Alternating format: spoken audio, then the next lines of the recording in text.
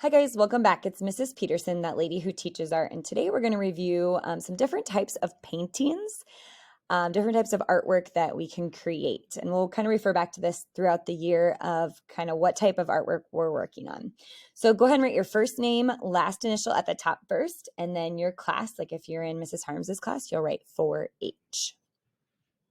Okay, so at the top up here, I have the title of this worksheet, which is Types of Paintings, and then I have our word bank. These are the words or phrases, I guess, the names of these different types of artwork. So I'm going to read those first. So maybe you've heard of these. This one is abstract, landscape, portrait, self-portrait, and still life.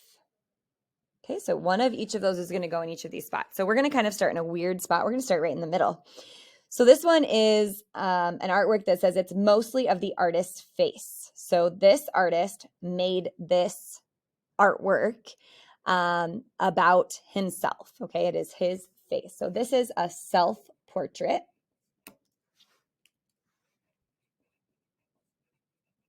So go ahead and write that right there, and then let's use process of elimination. We'll cross that one off.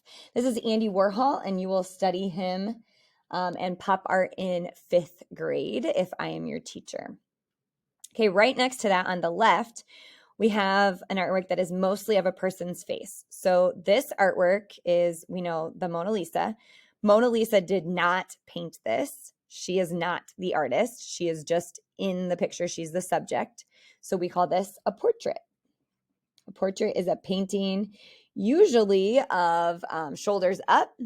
And Mona Lisa is pretty rare for her time period, mostly because it's a 3/4 portrait. So we see more like from her waist up, and also because she appears to be so young in this painting.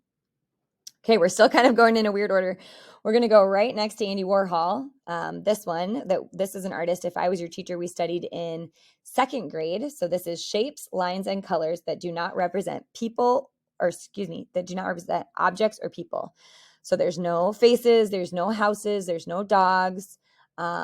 This is just abstract. So shapes, lines, colors, that's abstract. Go ahead and cross that one off when you're done. All right, we have 2 left. We have this one that says objects on a table. And then we have this one, a view of something outside, scenery. This, if I was your teacher in 3rd grade, we studied one of my favorite artists, Claude Monet, and he repeated a couple things over and over. This bridge in his backyard, the water lilies that floated in his little pond here, and some haystacks. He would do it in different times of the year, different times of the day, to show like how the light changed, was really what he was trying to capture.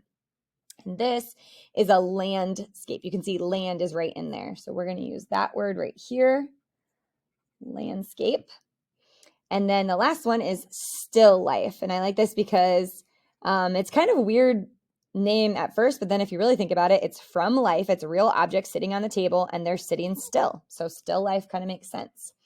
All right, we're going to keep this folder if I'm your teacher we're going to keep this worksheet in your folder, because if I'm your teacher, we're going to come back and do different types of landscapes later, because for our first unit, we are going to do a couple different landscapes. So go ahead and put this into your folder for next time.